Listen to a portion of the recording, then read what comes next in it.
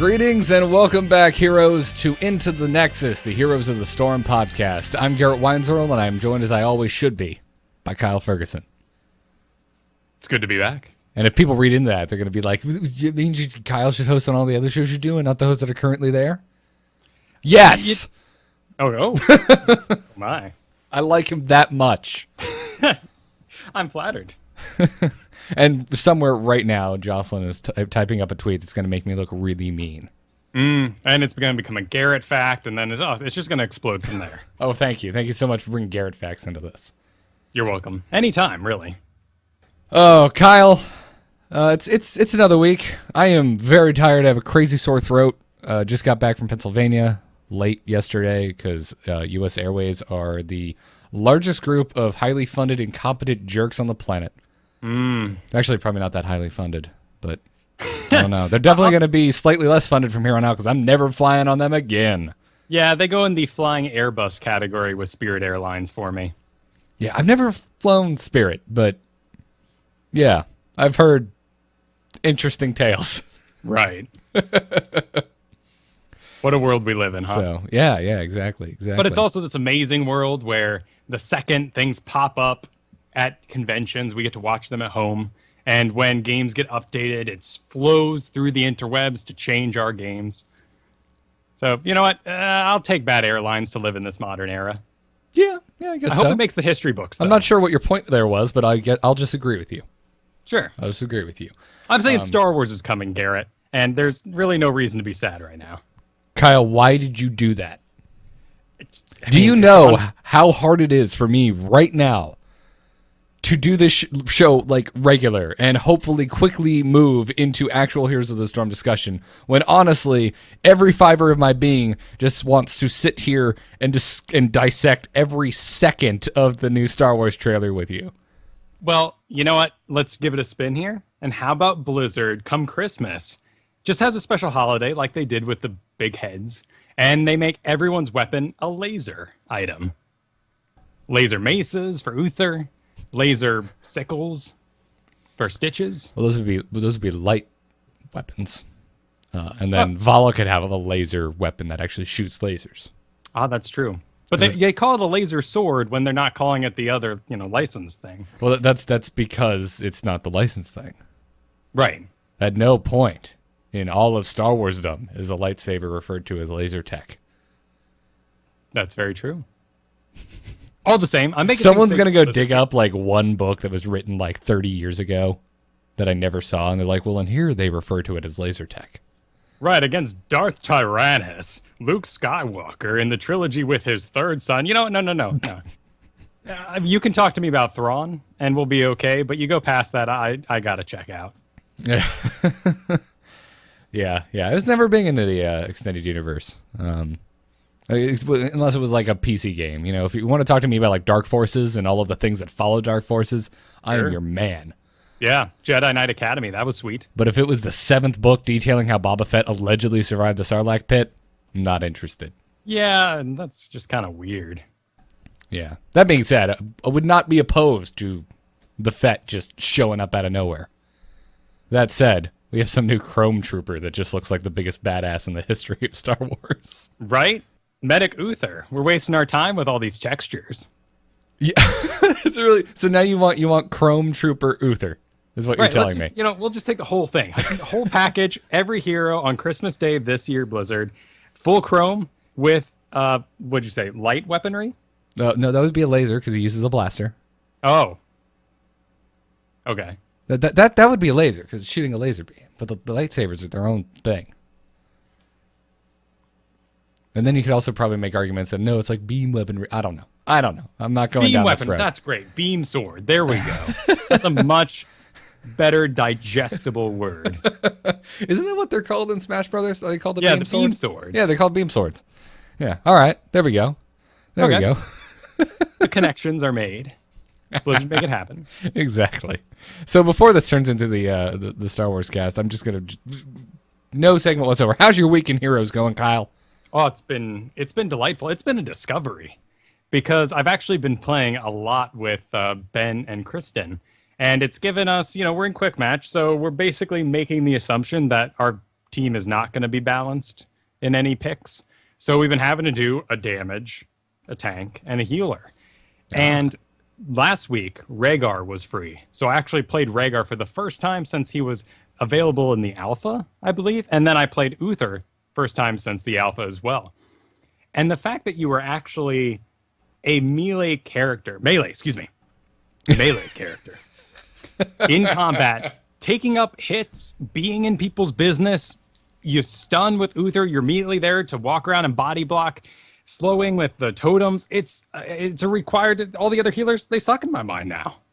Yeah, I mean, I don't entirely people. agree with you. Like, I don't think all the other healers suck. They definitely bring a lot to the table. I've been playing nothing but Toronto lately, so I'm clearly going to sit here and argue with you. That said, all your other points, absolutely true. Uther is insane. Right. Well, we're talking about, this. We are bringing 3 people to the team of 5 that are going to dominate, and no matter what else happens, it's going to be okay. And if you just have the tank with 4 range guys, people just kind of walk around him. But that one melee healer in people's business, keeping an eye on everybody else, it changes the face of the game. I've turned around. I'm converted. Good, because as Uther. Obviously the character I play the most, the only character I have a master skin with at the moment. I've played him a lot, and it doesn't mean I don't like him. It just means I'm a little burnt out. So I'm perfectly fine someone else taking the damn Uther for a change so I can go out there and do cool things with arrows. Sounds good. I'm your man. Yeah, nice. I'm glad to hear that. Very, very glad to hear that. Chat room is still running wild with all of these Star Wars Blizzard hero mashups. We have Jabbathur. Ooh. Jabba Stitches, that would actually be really good. Everyone's on to the Jabba train. They wanted Murky Jabba, which I would pay money for immediately. Wow, that'd be disgusting. Throwing his little bullfrogs there. Yeah. This, by the way, the best one. And you have that really bright name that I can't read. I believe it says Muffin Pickle. Suggested Asmodan Porkins. Ooh. You know what? Murky would totally be Salacious Crumb. Yeah, I could see that. Just cackling in the corner, biting out C-3PO's eye. I guess it'd have to be a robot, so Tassidar's eye? Robo-Tassidar's eye? Yeah. Tassadar would make a good C-3PO. He's uptight enough, I think. Oh, man. Oh, sign me up. I'm in. I'm all in on all of this. Don't even have to work for a Han Solo character. You got Raynor. Yeah, Raynor. Hell, Raynor in a X-Wing pilot jumpsuit. I'd buy that in a heartbeat. Ooh, that'd be sweet. I mean, his Raynor's Raiders costume is basically there. It's just got the wrong pants on. That's a very good point. So, yeah, I've today was the first day all week I've gotten to play Heroes. It's been the longest point, I think, since the alpha came out. That I the longest break I've had from the game because I was traveling the last 4 days. But man, yeah, today came and I'm like, all right, let's do this. Back to Heroes. We had some good games. We had some really bad games. We had a Zeratul that if I remember the name of, I would probably go out of my way to publicly shame right now. He was such a terrible person. So yeah, he died in lane. Complained that we were attacking creeps, which, welcome to Heroes. He died in lane before the 1 minute mark. Right. And then until the 8 minute mark, had a very impressive goal of 1 death a minute. After that, the death timers got in the way. Yeah. He started complaining to us. I said one thing back, and he proceeded to feed for the rest of the game. Yep. And we did phenomenally, too. We had some major combos going off. We had Gazlo and myself doing Divine Storm, and you laying down the smack with Vala's Reign of Vengeance. Reign of Vengeance, yeah. It was so much stun. All the stun going on. And if we just had a Zeratul-like character to leap in the middle there and finish everyone off, we could have easily won that. That game was absolutely ours, and that pickup Zeratul just ruined it for us. So, yeah, man, I'm sorry for suggesting that you not stand in Howling Blast and die to one of the worst tanks in the game. I apologize. He started it, but I sincerely apologize. So don't feed the trolls. Oh, I don't feed them. I'm trying to educate them. I'm trying to educate the trolls, man. It's not my fault they don't want to listen. Anyways, let's get into this week's Heroes of the Storm news. We're on, boys! Ha-ha! Let's liven up this place! Can Stitches play now? Put me to the stage. I just want to remind folks that you can go to reddit.com/r/ITNcast and go to our subreddit. Why? Hang on. Slave Leia Sylvanas coming from the chat room there. That's awesome. Dark Cow. Yeah, I'd buy that. Although you really need to equal opportunity and give the same thing to Asmodan. Oh dear. He's already Java though. Actually, Tirana's already got her butt showing. So well, you know what you do? You do the Han for Raynor, and then you do the Leia for Kerrigan. Oh yeah. And then you could also cause that's one of my favorite things I saw recently. And I can't remember which con it was, but this couple did a gender swapped Slave Leia and Han. So the dude was in the Slave Leia getup, and the lady was in this Han getup. It was actually awesome costume and comical, obviously.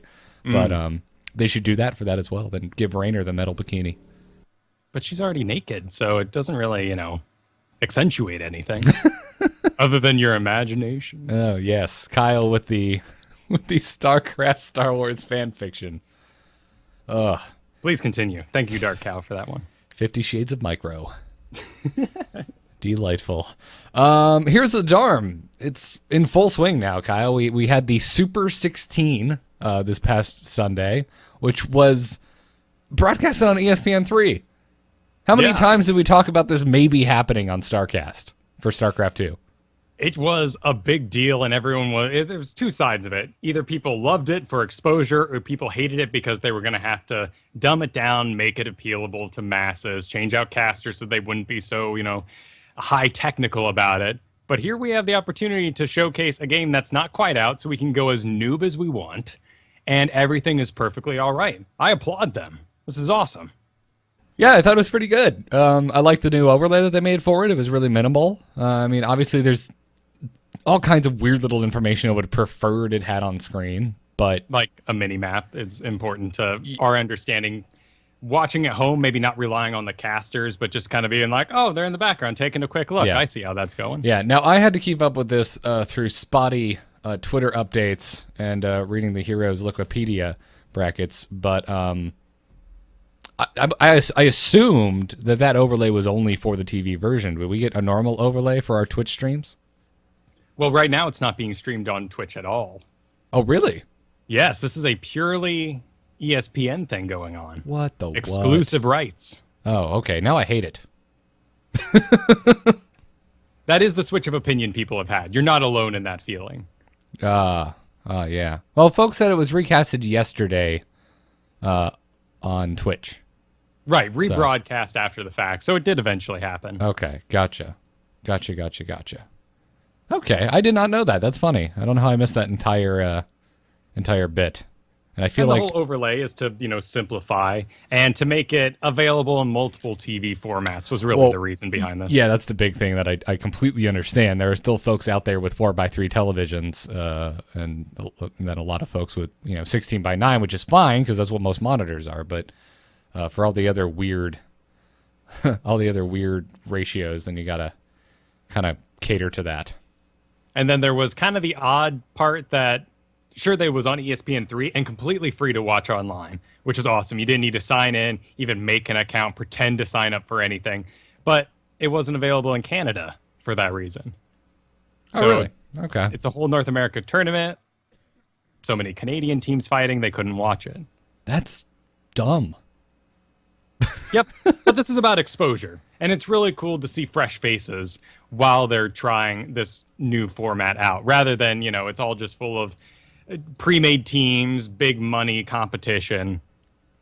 That's interesting because now I just want to see the numbers from the ESPN broadcast, which we'll have to wait for. I'm sure until it's over. Yeah. I can't believe I didn't notice that. And I'm surprised the folks on my Twitter feed that I was reading weren't more polarized in their opinions. I think the level of play being presented by the casters, and they also had casters who were the community managers again, so they're very introductory. You weren't going to get a backstory on every player, one, because there probably isn't it much of one for most of the teams. And then, this is just about getting people into the game, letting them see it, putting that name in the back of their head, so when the game does come out, they say, oh, yes, I remember watching that. It was cool. Let me download that game. Ah, awesome. Awesome stuff. Well, I did manage to catch some of the highlights after the fact on YouTube and whatnot, so there definitely was some really crazy crap going on. Probably the thing that stood out the most to me was the Arizona State's, Dream Team. Their Tassadar took Force Wall in Game 1, and it helped lead them to victory on Cursed Hollow against Dark Blaze. Cursed Hall is a good place for it. Yeah. That makes me so excited because right now I can't remember the last time I saw Force Wall. You don't even take Force Wall, and you were the king of weird crap just because. Yeah, no, I love my support Tassadar, and for the most part, you just don't get anything done. Yeah, That's how it goes. Yeah, I'm sorry. I keep having to clear my throat tonight. I'm very, very jacked up from traveling. No worries, dude. So airports are a cesspit. If I leave you hanging, that's why. Yeah. Oh man, and the lady on the way home yesterday, this whole time just hacking up a storm, Oh, gross. just right next to me. I'm just like trying to get as close into the corner as possible. I'm just like, go away, please. I don't want to be sick. Traveling. One of these days, it will get better, Kyle. It will, but smart cars, pretty much. We're waiting for self-driving cars. Yeah, I would not like that, but yeah. Well, you'd still be able to go like motoring, but it would, have to be shooting range style. There'd be designated driving areas where you get to pilot your sportsmobile. Your sportsmobile. I like that. Let's go on down to the car range. Exactly. Bought a 12-pack of gasoline. I don't know. That's terrible. So, you wanted to highlight Science of the Storm, which was recently posted on Reddit. Yeah, so this was originally titled Myths of Heroes, or like a Mythbusters Heroes. It just kind of got lost in the pile of things on YouTube named of that style. So recently the guy reformatted it, has an amazing Italian accent, and called it Science of the Storm. And he runs through various questions that people have about intricacies and of maps and how different abilities interact. And he had some cool findings. Yeah. The first one being on Sky Temple. Yeah. The I guess the warning starts at 1 minute 15 seconds and it is activated at 1 minute 30. What is this note after last show? What does After that the mean? last shot. That's just a misspelling on my part. Oh, gotcha. Well, thanks, Kyle. So if you battle forever and never really touch the pad, it won't advance and turn on more towers naturally, and you'll be waiting 1 minute 45 seconds until the next warning, which will then put it at exactly 2 minutes at reactivation. Gotcha. Okay, so it's dependent on when the final shot is fired, instead of saying the final shot is shot. Exactly. When it deactivates and then does its pew pew pew, it's 4 shots instantly. That's when the 2 minute timer starts up again. Gotcha. Okay, that's good to know. I didn't know that, or didn't. It makes sense now, but it never really crossed my mind that would be how it worked. Right, before you just kind of go, it's happening, and Sky Temple always felt like it was really early compared to other maps, and it is. I mean, it's a 1 minute 15 second mark. You're really not going to get too much done, and in fact, I wouldn't be surprised with time if we saw only false stats, only teleporting characters in that bottom lane, and if you go with a comp without it, you just skip the bottom lane and get yourself ready. Yeah. Now, it says here that Zertul's Void Prison can retarget lasers. How does it mean it can retarget? Yeah, so when you lock something down, they become invincible. All the buildings and characters inside of there. Oh, gotcha. I thought you meant like using it on the circle that you have to stand in to activate the temples. But oh, no, that'd be weird. That makes way more sense. Yeah. Because, void prisoning, like a fort, for example, you just can't do anything to it. So that would make sense that the temples couldn't hit it, and then it would just retarget the next temple in line, or the next fort in line. The closest tower available at that point. So if it's targeting, mid and you knock out the wall, it's going to go to the fort. If you get the fort in it, it's going to go to the nearest next fort, which if it's in the top lane again, will be that, that wall in your top lane. But the important thing about this is the final burst counts as just a spell that goes off, and if it's currently targeting a single building, you can deactivate it entirely. Oh, okay. Well, that's That is crazy. So if you're in a situation, you have Void Prison, and you're Zeratul, it goes woo and charges up, and you know you only have the middle fort left. That's your furthest out fort. You can just throw it on it. It'll make the noise, but nothing will happen. Could be a bug right now. They might fix it in the future, but it's a very interesting cancellation. So if there's only one fort left, it won't start hitting the core. It just hits nothing. Yeah, just shoots into nothing. And uses the ammo. Wow. Yeah, but only for that last burst of shots. Well, sir, you need to play Zeratul tonight, and we need to play on Sky Temple. Okay. Hey, after show custom game, 5v5, we make it happen. Yeah. But, do I really want to use my Void Prison there?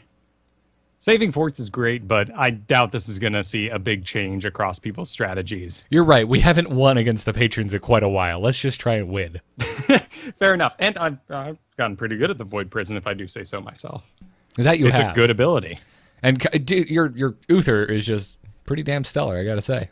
Thank you. I played a lot of Omni Knight in Dota, so I'm ready to go. I'm a little jelly because I'm just sitting there like, well, that was my thing, and Kyle's really good at it too. Oh. I'll drop it at any time for you, man. It just means we just need to play more Hero League because then it's totally cool. Because then it's, if you end up having to play him, then I'm just stoked because it's like, awesome, I know he's good. Let's do this. Right, we're taking the Uther from the other team in that case. Yeah, absolutely. Also in the Science of the Storm post, some notes about Haunted Mines. The warning for the mine starts at 1:30 every time, and it always opens at 2 minutes in. But the timer doesn't start ticking for the next mines until after the golem is killed, and then it's another 2 minutes after the golem's death. Right. So now, I'm assuming this is the golems that attack down lane, not the golem in the mines. Exactly. Okay. The actual spawning golems that get up and charge your core. Gotcha. Man, could you imagine how quickly we'd be getting back in the mines if it was based off of the mine golem? Can you imagine killing a golem and then it immediately pops back up, much like when you have 200 seeds and you just have to deal with 2 in a row? That'd be disgusting. Oh, geez. Yeah, that would just be awful. Especially if you're on the back foot, you're just offended, everyone's hurt. You can't just... Right, and they're just running around in mines. You'd be broken. Oh, geez, that'd just be awful. Jeez. The Undead in the Mines of Experience and Seasoned Marksman stacks, if you didn't already know that. I'd like them to give snacks. That would be nice. They're just like, here you are. Here's a Cliff Bar. Snacks in my name.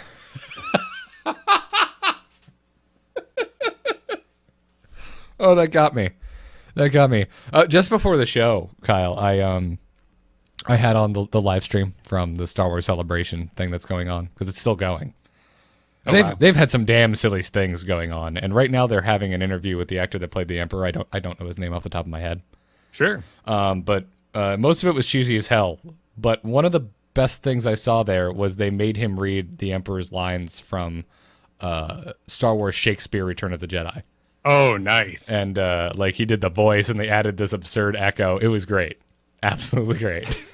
and your little snack in my name just killed me. Why are they having this instead of like in, 2 weeks when it's actually May the 4th? I don't know. Yeah. I don't know what to tell you. That was my confusion. I was like, oh, sweet Star Wars Celebration. Aren't we a bit early? I have a feeling with all of the star power that showed up at this thing, it probably all came down to just when they could schedule it. Probably true. So.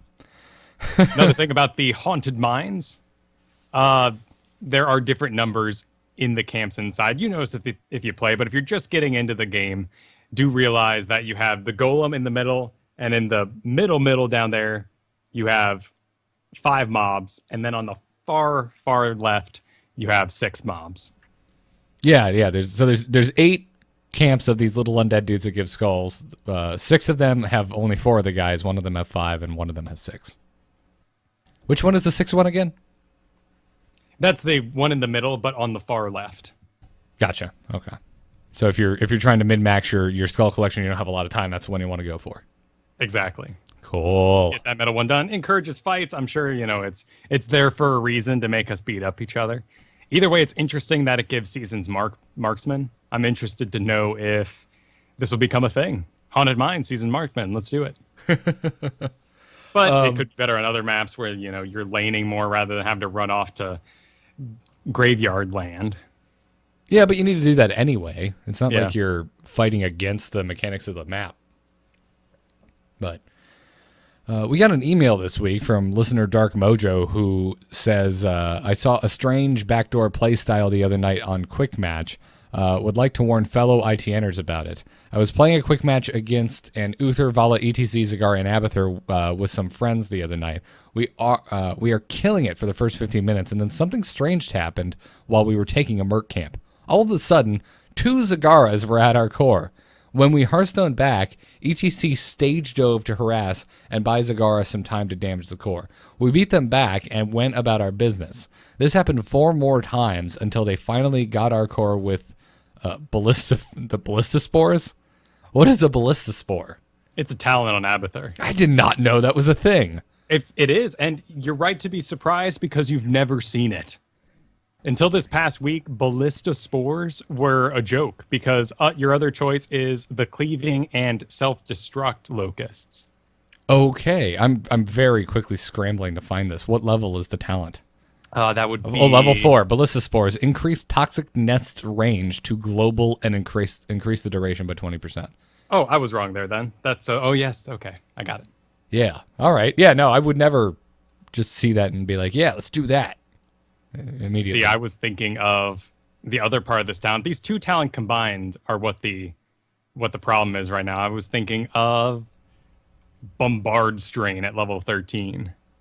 Attacks become range siege that deals 66% more damage. Yeah. Anyway, it said that, yeah, the Abathur had Ballista Spores and Locust with the Bombard Strain, and that got placed with the Locust Brood. So, just a bunch of hurt, basically, coming from the Abathur. Dark Mojo said, I don't think this will be patched out, as it is not really a bug. It is a strategy that forces the team that employs it to take talents that make them less viable in team fights. Against a 5-mana voice chat, I don't think it could work. But I wonder what would possibly what would be possible? Oh, had they gone Abathur, Zagar, etc. Why can't I think of what BW stands for? Brightwing. Brightwing. There we go. And Illidan / Falstad. The whole team could show up at your core very, very quickly. And that's a good point. So what he's describing here and what he witnessed is, in fact, not that strange in this week. It is extremely popular right now. So you use the long-range ballista spores to give yourself global range so you can lay spores, get sight, and dig yourself over to anywhere on the map. Then, getting the level 13 talent with the long range, you actually outrange towers, and in fact, can outrange the core. So you can dig all the way, lay some mines in the back of their base, dig all the way over into that nice little safe area Zeratools and Novas hang out in, drop these, and then teleport back. Meanwhile, the core is being wailed on, it can't fire against these things, and people need to teleport back and take care of it, or it's going to wear you down. Jeez, okay. So, apparently, what is happening, according to Dustin Browder, is that this is going to be fixed. A user on Twitter, at Day2End89, wrote, at Dustin Browder, are there some planned tweaks for Abathur backdoor build, or are you folks fine with it as it is? To which Dustin Browder replied, is bad, we'll fix. Very simple. Yes, I loved it. So, no illusion as to what's going to be fixed about it. Just they don't currently like this strategy. I love that it's being combined with Zagar. I think that's super cool. I think before, when Abathur had copy ultimates on his ultimate evolution, Zagar was in an odd place because either you took Crushing Maw and won and did great, or you had Nidus Worms, and what is Abathur? He has like 30 seconds. What he's going to get done with those is pointless. Yeah, I don't know. I haven't seen this build personally. Like I said, really today was my only time this week playing some games. Granted, we logged, I think, 6 or 7 games in a row. Yeah, we had at it for a bit. It was a good little session. But, you're dealing with 20% increased ability power, 20% bonus attack damage, plus movement speed. I mean, so ability power, 20%. That's every Hydra is doing 20% more damage. Jeez. This thing is destroying. The mine build is in. It's a lot of fun. If you're ahead, it's of course amazing. If you're behind, mines aren't really going to kill anybody. But now they're giving the sight for this ridiculous strategy. Yeah. Man, that's insane. Well, I'm actually kind of hoping I see this before it's fixed. I just want to experience one game where this happens, and then where I get really angry and pray that it never happens again. It's like old Murky. You have to put someone on it and continually watch the back of your base. I mean, at least Murky was pushing with creep, so you got some XP. Now you're having to go back, take care of locusts that give no XP, and most likely not get the Abathur who's causing the problem. Gotcha. Okay. Well, that doesn't sound fun. I don't want. I don't want to play core goalie. I want to live in a world where bombard strains giving the basic attack range to locust is a thing. But how do you fix this problem without Xing that? Yeah, it's a good question, Kyle. I don't know. I'm not sure. But I guess we'll find out very soon, since Dustin Browder said that it's going to be fixed. Yeah, we're 3 weeks from the patch now, so 3 weeks out supposedly will be our next hero or map or whatever. Maybe. At least 3 weeks out, because it did say between 4 to 6 weeks. Hey, they just said that they were going to speed things up a bit. And, I know Blizzard's past history, but I'm just going to, put my hands behind my head and give them the benefit of the doubt. All right. Fair enough. Show me. I'm just going to agree with you because I really hope they do exactly what you're saying. Well, and we're all hoping that it's the Diablo patch we've been waiting for. Yeah. Just dump them on us. Monk, Skeleton King, Butcher, all in one. Just a bunch of them. Just a big fat package of Diablo heroes. That's all we want. We get those Diablo quests right now and we go, I don't need a specialist for this team. Yeah. Sonya's real good. Don't let me trash on that. She's amazing right now. She is. I want to thank our patrons over at patreon.com/ITN for supporting the show. Thank you so much. There's over 100 of you now. We're up to 103 patrons, $610 pledged per month. We're getting closer and closer to our $1,000 per month goal of cast doing an extra special video show every week or every month, where we cast a game of heroes while being all gentlemanly in some suits with some ties. Of course. So, thanks to these patrons this week. Thank you to Peter. Thank you to Barbecue Master. Oh, that's Johnny O. He supports all our stuff. Thank you, dude. Thank you very much. Nice. He also just made an amazing Angriest Chicken Open t-shirt for the victor of that community tournament. Oh, sweet. Yeah, looks great. Also, thanks to patron Chris B. Thank you guys so much for supporting Into the Nexus. We really appreciate it. If you're interested and you want to become a patron, head on over to patreon.com/ITN. That's how you get preferred access into our after show game. Hell yeah. All right, let's talk this week's strategy. Choose a talent. Choose a talent. Talent? Ha, that seems generous. Impressive work, hero. I think you're ready for more. I don't know, Uther. I don't know if I'm really ready for more. It's scary out there. I just came through a portal, and there's a Murloc with a diaper throwing things at me. I don't. Thank goodness that isn't the opener. I don't think I'm ready for more. They just skipped Diablo. It's Rainer versus Murky. Welcome to the Nexus, hero. Things got real silly. Murky Abathur combo just comes running at you. You gotta be ready for the worst, hero. Yeah. Oh, jeez. We will now, instead of teaching you how to push a lane, teach you how to babysit a wall. Yeah. Your health is low here, and just an Asmodean ball comes flying in. You should have healed up earlier. It's just the most brutal campaign ever. You should have healed at the fountain, but then not stood next to it while being an obvious target. Try to run through the Gazlo ults as they go off as a Murden in ult form chases you. Like, no! Leave me alone.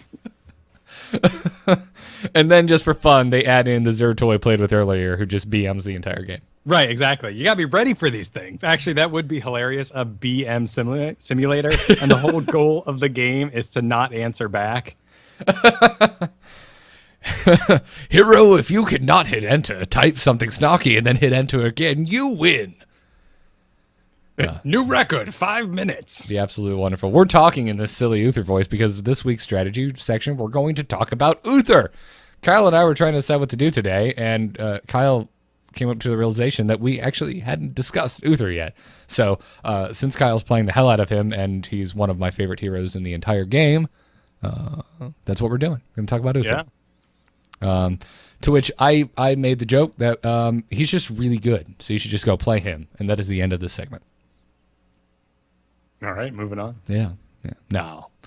There's a lot of reasons Uther's really good. He's got a significantly high health pool compared to pretty much every other support in the game. He can really take a hit. He is, as you said earlier, Kyle, he's a melee support, so he kind of has to get in the fight, but it's fine because he has high health, and he can stun people with his E ability. Right, so if you don't have a tank that is necessarily pointing people out clearly, like maybe a Diablo, he grabs someone, pushes them back, it's clear this is the target. Having an Uther in there as an extra body, sort of a secondary tank, and someone to go, this guy right here, Justice, really gets the job done. Yes. Which, by the way, Kyle, this is the hero you should be yelling Justice on. They're in agreement about the amount of justice. But it's literally called Hammer of Justice. Tyrael doesn't, his move's not called Justice. Even better, his level 1 augmentation, Fist of Justice. Yes. I will serve. Justice will be dealt with my fists. Or a hammer, whatever it may be. That's a good point. I don't think he ever really punches anyone. No, that would be amazing, Blizzard. If you want to go through the trouble of actually making, once you take that talent, you punch the dude. But it's about your basic attacks, reducing the cooldown. Has nothing really to do with augmenting the ability. Yeah. Probably probably one of the biggest downsides to Uther is while his heal is massive and quite punchy, it's on a crazy long cooldown. You gotta wait a full 12 seconds for that thing to come back up. It feels like a while when you're in there. Yeah. That's, compared to something of like Light of the Loon on Tyrande, which is an 8-second cooldown. Yep, and if I'm the only support lately, I've been taking that level 1 talent on her that cuts it down by another 2 seconds. Wow, that's pretty quick then. Yeah, you're doing amazing on Tyrande right now, pumping out the heals. Yeah, I was the only healer in 2 of our games today. Went pretty well. Yeah, no, I felt topped off and ready to go. Yeah. And it only targets one person, and unlike Rhaegar's, which hits 3 people and is on a 9-second cooldown as well. Yeah, and folks, I just want everyone to know that there was a game today where Kyle played Uther and I played Tyrande, and I out-healed him. Yeah. Who's the man? Granted, Kyle set us up for so many disgusting kills between Hammer of Justice and Divine Storm. I'm sure it equaled out. I was leading the kill count. Yeah. Okay. So he has the 2 heroics. Now, over the past couple of weeks, especially with ESL going on and whatnot, I was discussing how surprised I was to see people taking Divine Shield in these pro esport events. But as pointed out by, I believe, Solid Jake, it makes a lot of sense because in the ESL, at least, you can ban heroes, and Rhaegar is getting frequently banned. And the reason Rhaegar is so good is because Ancestral Healing gives, just keeps someone alive that should have just died. Ancestral Healing gives them back, full health. You need a little bit of lead time. It's not perfect, but that's the reason. And Divine Shield, while it doesn't heal them, it serves a very similar purpose. It makes them invulnerable for 3 seconds. They can also run faster while they're doing it, but the more important part is you keep somebody in a fight that should have been removed from it. Exactly, and give yourself the 3 seconds you'll probably need to get that one more heal out on them. Exactly. Now, Divine Storm is the one everyone usually takes. It's his big AoE stun, if you're not familiar with it. It's just awesome. It's just really good. It's a 1.5 second stun. It's got a significant radius on it. It's just really good. Yeah, you not only you're a melee hero, you're in there body blocking, getting in people's business. Hammer of Justice, someone walk around the front of them. Their friends go, "Oh no, he's stunned. Let's get over there." And you just Divine Storm, and everyone's trapped. And the area matches a lot of other ultimate abilities in their areas, and you're gonna just pull off some major wombo combos. Yeah. Let's talk about the talents, Kyle. Let's have a little friendly debate. So Yeah. level 1, what is the talent you always take? This I'm curious to ask you because there are plenty of mana talents for him. He's kind of like Jaina. There's a lot of little ones kind of hidden throughout his build. So I almost want to avoid Conjurer's Pursuit and get something more interesting. Yeah. Thing is I always take Conjurer's Pursuit. Right, because Almost exclusively. It's so good. Yeah, the passive you get from the get-go is worth 6 regeneration globes. It's gonna, keep you in the fight there when you wouldn't have regeneration at level 1. Right. Now, I have had weird games where, we mentioned earlier, Uther can kind of be a makeshift tank if you don't have a particularly great comp. So I have had weird games where we had no warrior and we really need someone soaking it up, so I took block. And it was pretty fun, actually. But it's a cool ability for him. Yeah, but I mean, for me, if I'm on a team with a more traditional composition and I'm the main support, I just always go for Conjurer's Pursuit if I can help it. I really want to like Reach. It's the level 1 talent that gives his Holy Light an increased range of 3. That pretty 2. much puts... Oh, I'm seeing 3 on this particular build. Oh, really? Yes, over at Heroes Fire. Maybe this... Oh, I'm on Heroes Nexus. Which one of them is correct? Ooh. Damn. Battle of the websites. Battle of the websites, indeed. All the same, it gives me a range similar to what I have with a Tassadar shield or an augmented Malfurion heal. But I'm always in the biz, all up, and usually I'm standing next to the tank anyway, so maybe it's not the best thing in the world. Yeah, that's the thing. I Reach is really enticing, but the more and more I play Uther, the more I realize I'm almost always in the mess. And people I would want Reach for are probably in the back of the line, and they're pretty protected anyway. The idea of a stun build with Fist of Justice, though, is enticing. Basic attacks reduce the cooldown by 1 second. Yeah, of Hammer of Justice. Yes, it's fun. It's fun. There is a really fun just stun build you can go on Uther. Definitely not the traditional hard support build, but oh man, it's fun as hell. What about level? Level 4 talents. So I want to avoid Conjurer's Pursuit because here I get Hammer of the Lightbringer. Basic attacks also restore 8 mana. Ah, well, this is where I would just poke you and say, why? Protective Shield is here. Why would you take anything else? Well, you do have an attack speed of 1 second. So you're going to, 8 mana a second. It would take you a ton of regen globes to even get up to that. But Protective Shield is really good. For a healer whose heal is frequently on cooldown, Protective Shield allows you to save a lot of bacon. Yeah, it does do a lot towards the end as well. It only lasts for 5 seconds, which, in a MOBA, 5 seconds, that's incredible. But it does feel a bit short if it's not used at the right time. Right.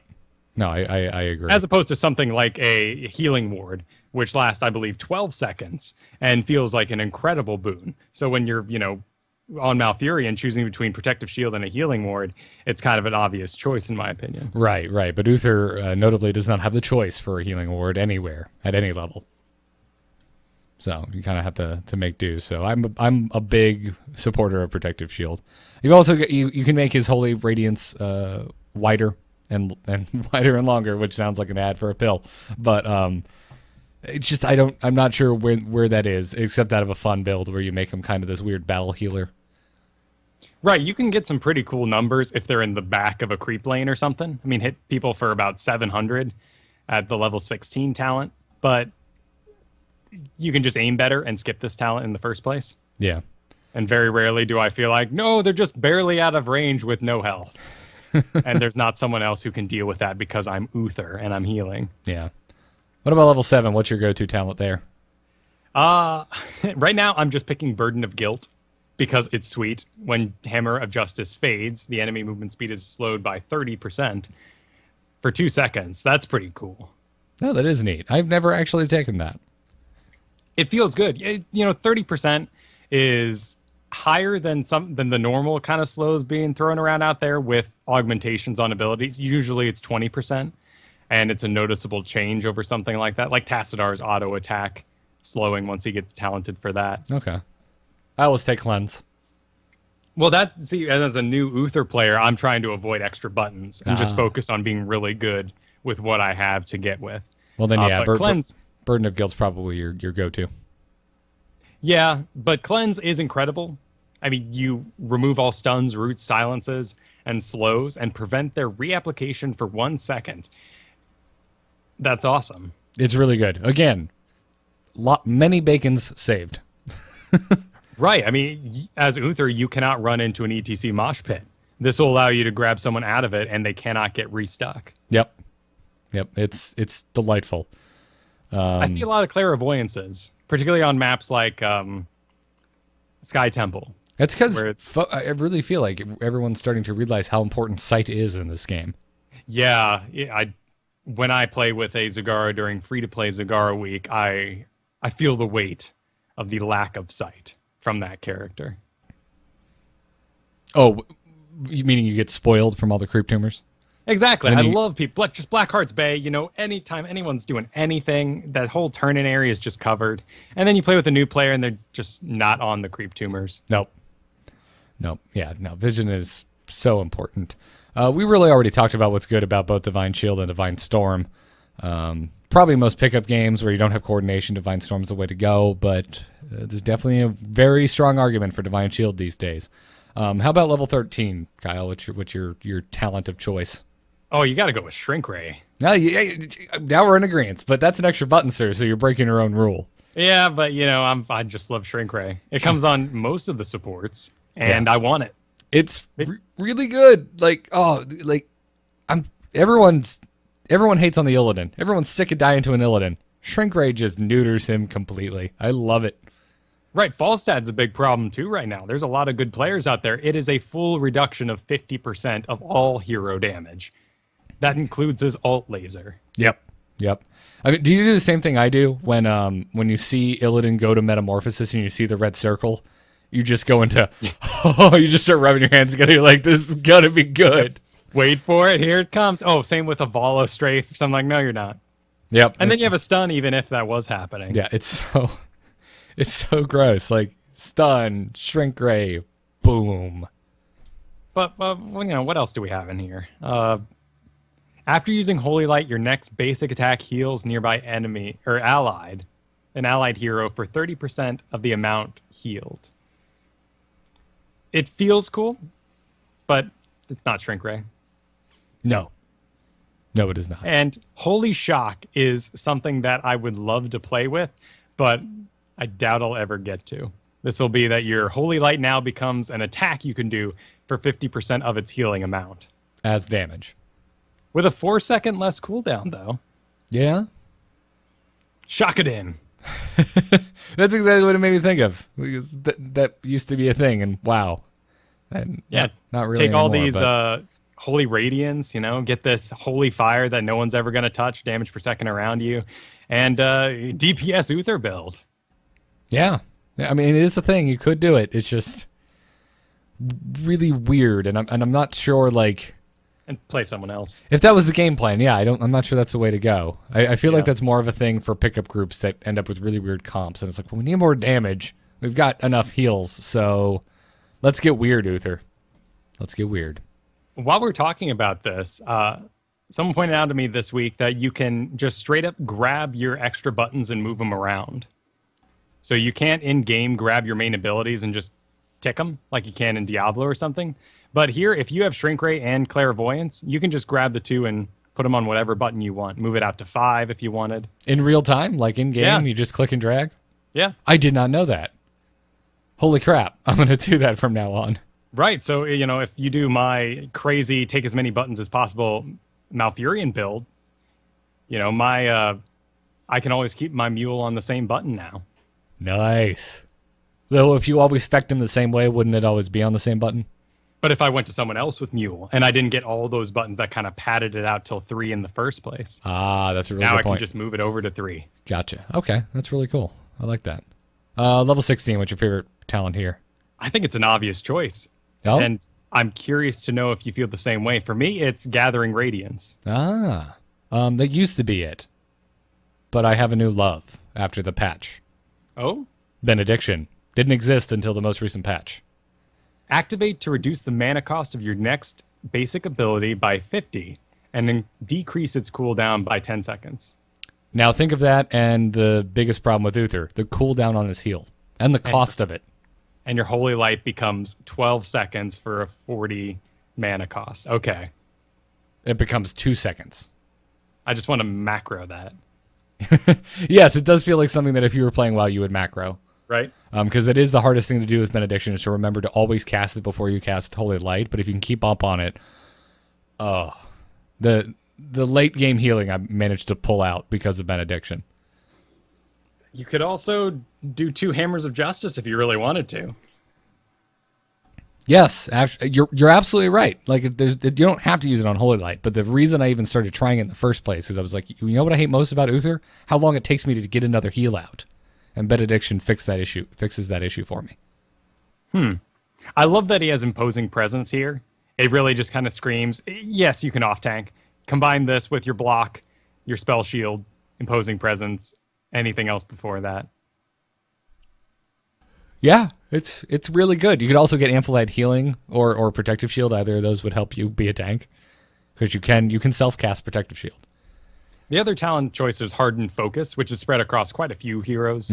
This is when you're above 80% life, your basic ability cooldowns are 50% faster. Yeah, which is nice. But just something about Benediction. Just like on demand, just being like, bam, all right, now my next heal's going to be up real soon. You make a convincing point, particularly from a solo support situation. Yeah. You can tell that 9 times out of 10 that I play Uther, I'm the only freaking support on the team. So, well, level 20's gotten hard. It is. It has. It's gotten really well. An argument could be made that I actually, I'll just tell you right now, I have not chosen anything other than Redemption since it was added to the game. So Redemption's that new one where after Eternal Devotion ends, your trait, where you die and become a ghost and heal people. Yep. You return with 50% of your maximum health at the spirit's location. It's beautiful. On a 3-minute cooldown. Yeah. So that's pretty long, but if you died anyway, you would be out for about 3 minutes by the time you're level 20. So, all right, a minute, but still, by the time you got to the fight, this would be ready to go again. It's insane. I like Storm Shield a lot on him because he doesn't have any area effect heals. And it's the one thing that's like, oh, we're all piled up and we stand it in the junk. Here's Storm Shield. We're okay. Yeah, I do like Storm Shield a lot. It's just, man, like just being able to immediately get back in the fight late game is so crazy. Divine Hurricane, too. Increased radius by 50%, reduced cooldown by 20. Yeah, I mean, it used to be even better, but it's still really good. Okay. That makes sense, then, that what you would have, gone away from it after a nerf, whereas I'm just getting into it and feeling this feels pretty good. It does, but there's just something about having a second life, basically. That's just very strong. The Divine Shield augmentation is lackluster.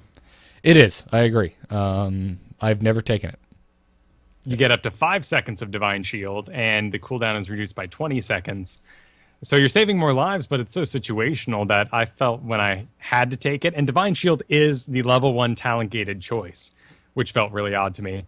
I didn't cast it very much because I was always holding on to it to save someone's life. Right. Like you just you're afraid that you're going to use it at the wrong time. Whereas something like Divine Storm is just like, well, if I got one person and we got a kill off, then we're good. We're good. Yeah. But Divine Shield, it's hard to tell. It's a lot harder to tell that you used it correctly. So you've had some time with Uther now since the patch came out. How do you feel about Eternal Devotion in general? Eternal Devotion. This is his trait. Oh, his new trait. I like it. I still really wish I could basic attack people. Yeah. With since we got the redemption talent, I'm like, okay, it's that is one of the coolest things in the entire game, being able to resurrect. But I don't know. I still liked that idea that at least I could stick around and deny objectives. Whereas since they've taken that away, there have been quite a few times where I die as Uther, no one's around to heal, and I really wish I could just cancel my ghost form so that I could start the death timer sooner.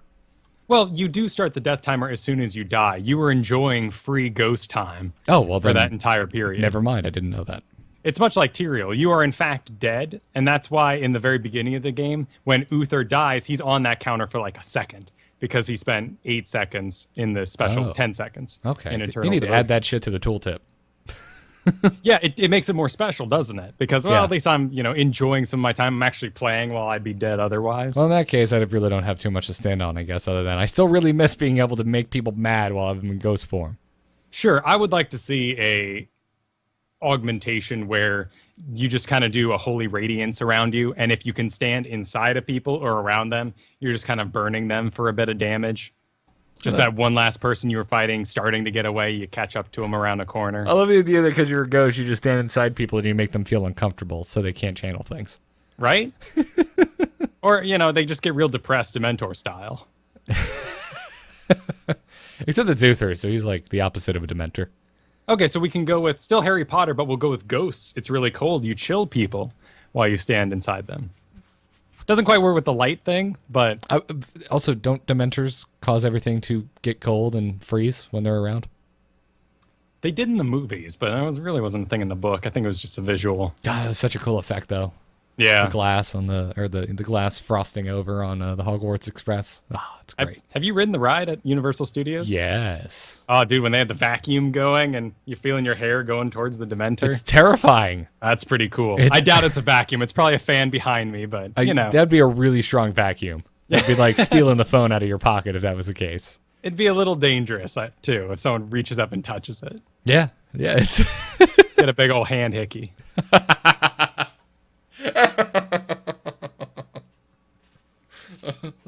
Jeez. Oh, yeah, everyone go to the Wizarding World of Harry Potter. It's amazing. Diagon Alley, I think, is 10 times cooler than Hogsmeade, though. Try not to buy things. I've made it out of there twice without a wand, even It's though, hard. yeah, every time I go, I'm just like, I just want to buy a wand. I don't know why. I'm a grown-ass man. I don't need a wand, but I really want one. I really want one. Do you have Well, it's a, like those- I know those new, I know this is off topic, but do you have a wand from the Wizarding World? No. Oh. No, I survived as well. Okay, well if you did get one, whose wand would you get? That's a tough choice. I mean, you gotta go with Dragonheart skins. Oh, Or, I meant like because like which character's wand would you get? Sure. I mean, who doesn't want the... What was it? The Death Wand? The Master Wand?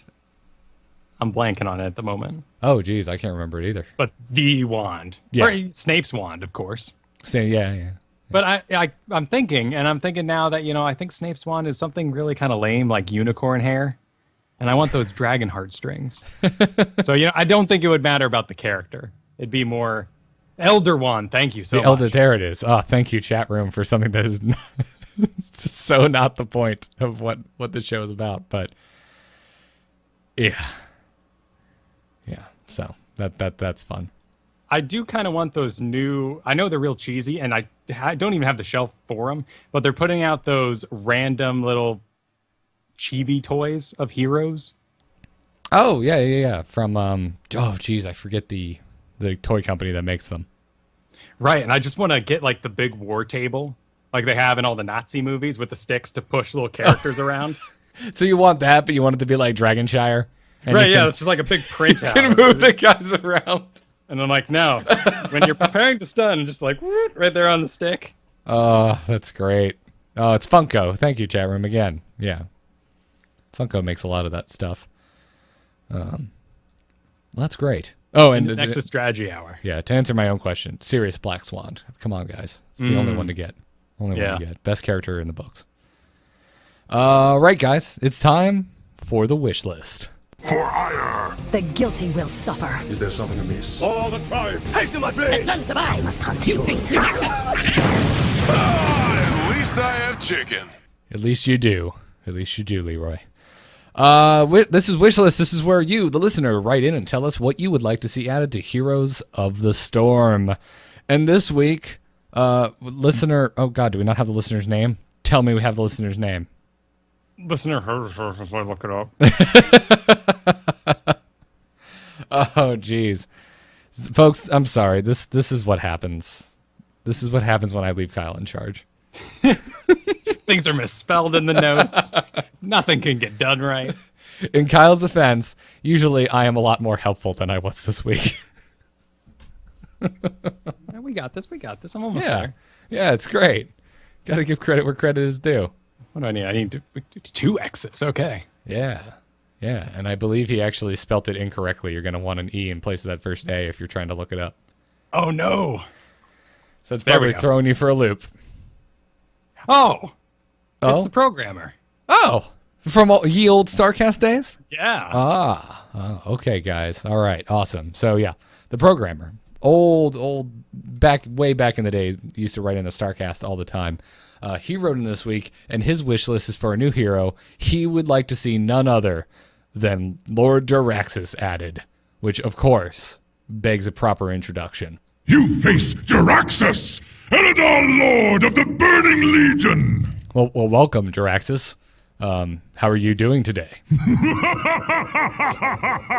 I don't see how that is funny. I'm not sure. You're just not as funny as you think you are, Jaraxxus. Calm down, man. Calm down. Now, I've constructed a pile of burning material. What would you call that? I don't have that one handy. Oh, no! Oh, jeez. Draxus, when are the ribs done? How can I tell the ribs are done? I've only I played the ones I have. Oh. Flesh from bone! Oh, God. That's so good. That's so good. Sorry, Hearthhead apparently doesn't have sound bits for like abilities. So all they had were the because he's a card, they have the 3 things they always have for a card, which is the summon, the attack, and the death. That was one of my favorite things we've ever done on this show. And the best thing is, you didn't know I was gonna do it. No. Oh man, I love Jaraxxus, man. He's one of my favorite absolute characters out of all of WoW, and it's hilarious. He's such a throwaway character in World of Warcraft. That's the odd thing about him. And then in Hearthstone, he's the Warlock legendary that, came out with the set. Yeah, he's a rock star in Hearthstone. And how? Why? He doesn't replace a Warlock. He kills one. What, Wilfred Fizzleband? Well, I guess the idea is that you summon him, and instead of you actually controlling him, he just kills you and takes over. And takes over the fight. I mean, that is kind of the idea. And I think they did a good job with that. But yeah, so the programmer said, "Hey guys, I came up with a hero version of Jaraxxus. I think you'll find him unique compared to the current heroes, though his abilities stay faithful to the source." So he thinks Jaraxxus should be a specialist hero, Kyle. Makes sense. You're going to be summoning some things, I'm sure. Yeah, he said his Q ability should be Legion Flame. It would inflict an enemy with a stack of Legion Flame that deals X damage over time, and that amount of damage scales with level, and it lasts for 10 seconds. That's a long time to have a dot on you. Yeah. His W ability, he said, would be Incinerate Flesh. It would inflict an enemy with a stack of Incinerate Flesh that negates the next X amount of healing received and decreases damage dealt by 10%. Amount of healing scales with level. All right. That seems really powerful. Right, but we are kind of, looking for that anti-support hero right now. So seeing anything like Mortal Strike or, Incinerate Flesh is going to be a cool talent to add. Ooh, that would be really cool. Yeah. I mean, in the raid, you had to get healed for a certain amount or you exploded. Ooh. I think that's, it's too random, in a MOBA situation. If you were in a lane by yourself and Draxus went up and went, "Burp," and you don't have any heal. Yeah, you just die. That'd be terrible. No, this is a good kind of way to look at that. I think this would have to be a short duration. Because like 10% damage decrease and an overall heal decrease. I mean, that's marked for death, basically. Yeah. The E ability, he said, should be Nether Power. Grants an ally, can be cast on self. A stack of Nether Power each that boosts ability power by 10%. Lasts for 30 seconds. Again, like super crazy powerful buff Jaraxxus. Right. 30 seconds is a long time, but he says stacks here, which I think is very cool. That you could, kind of hang out with one person and augment them up over time and make that big investment. Yeah. Yeah, though, could you imagine doing this on like a Vala or an Illidan? It would just be insane. Yeah. Just out of this world. Again, like these ideas. These durations seem crazy, though. He said his trait should be Touch of the Nether. Each of Jaraxxus' abilities grant stacks of their effect that persist for a time. Characters can have multiple stacks at a time, can only have 3 stacks of each ability activated at any time. If a stack is granted while there are still 3 of it in effect, the oldest stack will immediately expire. That's a long tooltip. But there you go. He balanced himself out a little bit. The reason why these are so long is because he can only have 3 out. Either dump it all on someone with nether power, either have one person on fire, and just spread around the love. That's a cool ability. Okay. All right. I mean, we've seen mad complex things, like Invoker in Dota works on almost a Magicka system, where you have to press 3 buttons, then you press the combine button, and that makes a spell. And you have a 12, something ridiculous number of spells to choose from, and the different combinations of 3 buttons are what make those unique spells. Oh. Well, damn. So there is precedent set for extremely complex, keeping track of stack characters. Gotcha. Okay. I didn't play a lot of Magicka, so that's really cool. Also, Magicka certainly is its own beast. Also, I have to correct myself. I just found a massive stack of Jaraxxus emotes on Hearthhead. I had to go to his hero card and go to the emotes tab, of which there are 27 emotes. Wow. So I can do all kinds of things like... Too many minions! That is important. Yeah. Yeah. Although I don't see flesh from bone. So, I'm sorry, Kyle.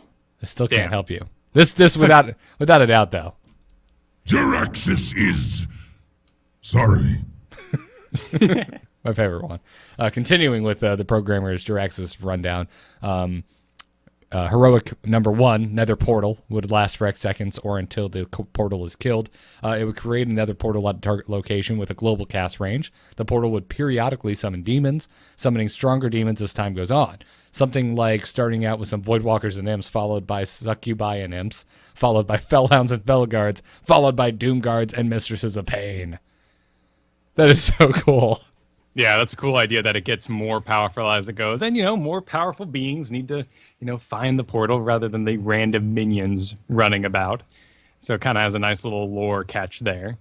I'm a little surprised that we didn't get the actual teleporting demon summoning pillars for Asmodan, since it's a big part of that Diablo fight is destroying those things. Oh, you're right. So this now has a unique place. Yeah. Yeah, I would like to see something like this. Right, we also have the Nest on Abathur as a level 20 augmentation. So I don't think that's walking in this territory either. No, I'd be down for this. That'd be cool. I feel like the ramp up would be really unique, and I'm not sure how that would affect the game. Because then you'd have to drop what you are doing like it's a raid mechanic and go and find and kill this damn portal.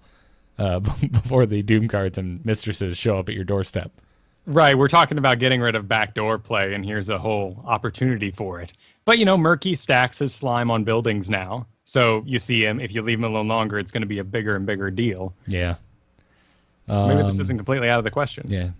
His second idea for Heroic would be Infernal Rain, where Infernals would fall from the sky across the map, doing area damage upon landing, and push down the lanes as they spawn in. I'm sorry, what kind of rain? Infernal Rain. Oh, sorry. Oh, I'm sorry. I am so sorry. I'm not even, again, if Flesh from Bone isn't in here, I'm not sure Inferno Rain is either. Well, then that's a failure on their part. Well, no, just Inferno. Yeah, I know. Just Inferno. Yeah, no, it's not in here. Oh, slackers. I say, how dare you build a massive database of all these cards?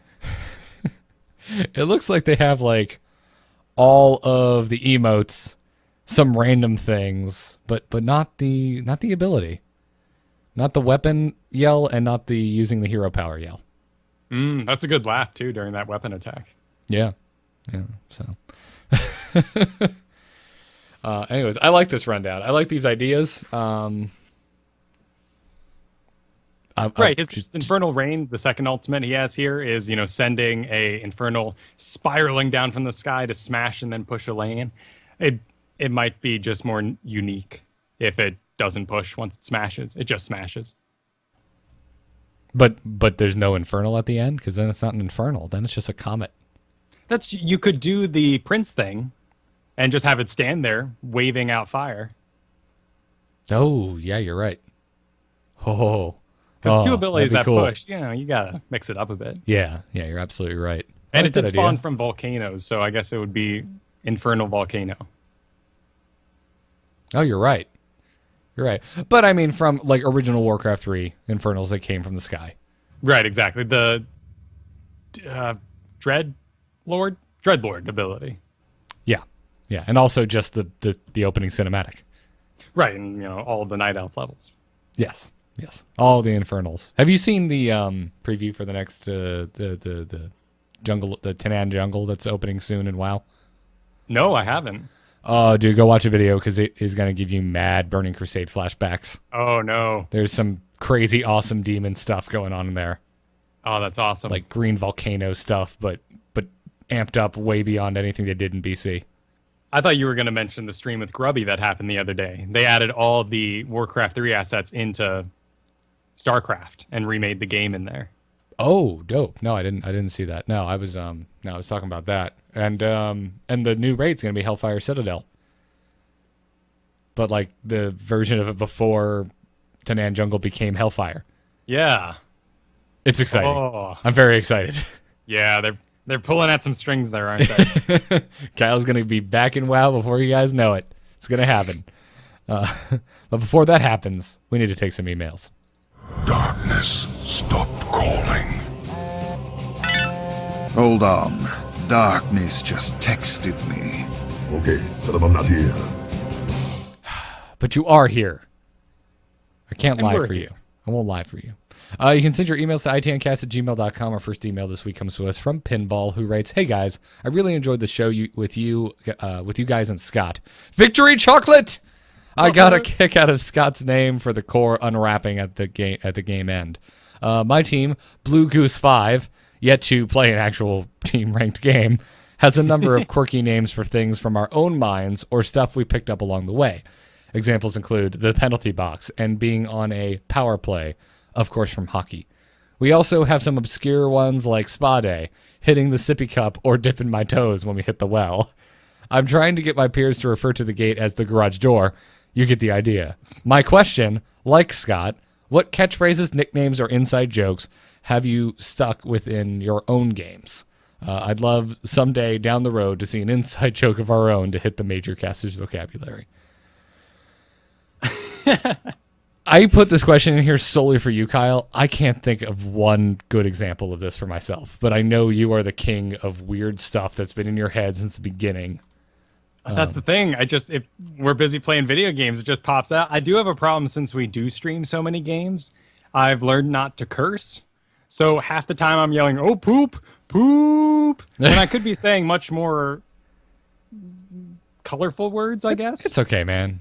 It's okay. Mature words. I cover enough of that for us both combined. Fair enough.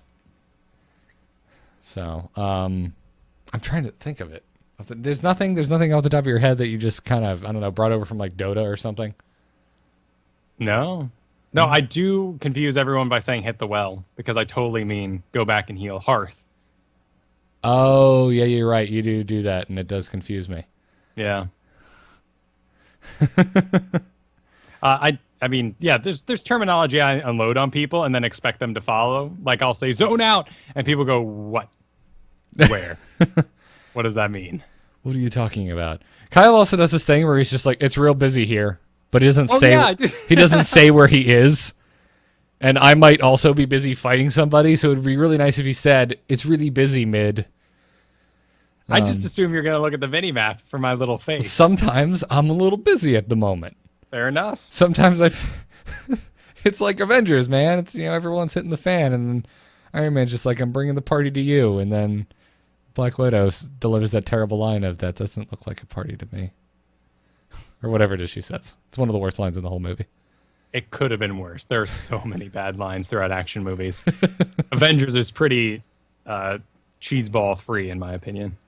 Yeah, I'm getting pretty stoked, man. That's coming up pretty soon too. Yeah, and there's another Star Wars trailer before it. Yeah, I can't wait. can't wait. Yeah, I can't. I'm trying to think. I'm trying to rack my brain for anything that I may have brought in, and I don't think so. I don't think I brought anything with me. Oh, we did hold on to Scott's "Stand in My Healing Milk." Oh, you're right. Yes, just Scott's healing milk has rubbed off on us, I believe he said someone else said. Right, we're not giving credit here, but I don't quite remember. I can't remember if it was. I can't remember who said it, but yeah. Now we've been dropping a lot of healing milk. We yell chocolate at the end of every game. It's good. It's a good time. Yeah, it's a good time. Which, by the way, Kyle, we're going to be on Scott's NVIDIA stream this Saturday. We are. Yes, playing StarCraft. And apparently he really wants us to fight each other while he obs. Oh. So I warned him. I told him, like, dude, we haven't like done 1v1 StarCraft in a while. It's probably a bad idea. I believe I used the term I was a little rusty. He retorted with, dude, my title in StarCraft is King Rust. So, so you're going to get to see us probably duke it out. I believe we're going on at 7 p.m. Eastern. If everything pans out the way it should. So everyone should go tune into Scott Johnson's NVIDIA stream. Are we going to be playing Legacy of the Void? I don't think so, because he's not in the beta. So I think we'll be playing current StarCraft. Oh, that's a shame. Well, we could just tell him how awesome the game is while we play. So it'll be radio. Yeah. Could you do the old-timey announcer voice, like from the last time on Korra? Yeah, they're coming down the lane. The Zerglings are surrounding the Marines. Oh, by golly, the Banelings are hit. The Banelings are down. We got a Ravager over here. He doesn't know quite how to use the ability. He's spamming it on a Nexus. It isn't doing much. You're killing me. Stop it. Stop it now. Jeez. Oh, you got me. Congratulations, sir. It's like 3 times this episode. Awesome. Just on a roll. And our next email actually comes from our good friend D-Day. He is launching a new tournament that you all should go check out. Signups are open to anyone that wants to sign up. There will be no signed pro teams in the tournament, and $100 in Battle.net gift cards are up for grabs at the end of the season in May. So to sign up, you can go to naesport.com/nexus-mayhem, and the website is just naesport.com. So go check that out. We also have links in our show notes over at amove.tv/ITN. Go support D-Day. He is just an awesome dude, and I'm so stoked that he's launching naesport.com. So yeah, go check it out helping to build the it. community here, get some grassroots esports going on, and those games are happening Monday nights at 7. So if you're available Eastern time. They used to be Wednesday, which was going to conflict a bit with one of the other big tournaments that goes on in the community. So I'm glad they decided to change. Yeah. Share the wealth. Indeed. So that'll do it for this week's show. Again, thank you to all of our wonderful patrons over at patreon.com/ITN. If you like our show and you want to support it, that is where you can do so. If you don't like it that much or you just can't afford to support it, that's fine too. Thanks for listening. The show will always be free and will continue to be so. Also, if you're leaving us reviews in the iTunes store, thank you very much, because that's a nice free way to help out the show, help us get new listeners. This week, thank you very much to DCP244 and listener Fine I'll Leave a Review. That was their name on iTunes. That was wonderful. Who wrote, "The personality of Fergie really balances the Garrett rage well." So I'm glad. He's a big fan of yours, Fergie. Well, you know, I graduated from the school of positive. Everyone dies. You look at what's going on, that's good. Oh, the Mercs are at least pushing. Like our particularly bad game today, we all wrote at the same time. It's like, what should we do? Should we get Mercs? And then I'm just sitting there being the negative Nancy. I'm like, yeah, I guess it's what we could do to pretend like we still have some way to get back into this game. Remember, you want that game to be over and them to think, man, that team sucked. But that Uther, he was on a different team. He would have been a force to be reckoned with. Yeah. Into the Nexus is produced by amove.tv and Declan H., our Patreon producer. Thank you very much, Declan. You can see more about this and all of our other shows over at amove.tv. Our email, once again, is itncast@gmail.com, where you can continue the conversation over at itncast.reddit.com.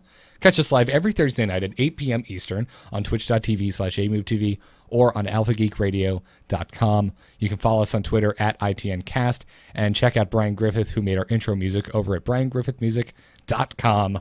Kyle, where can folks find you when you're not being the most epic of heroes? You can find me on Twitter at Kyle Ferguson. Thank you so much for the followers. I broke 1,000, which is quite awesome. Yes. Woo! Woo! And you can find me on kyleferguson.com. I write professionally, do a lot of ghost writing in the background, and that's where you will find my Dungeons and Dragons articles.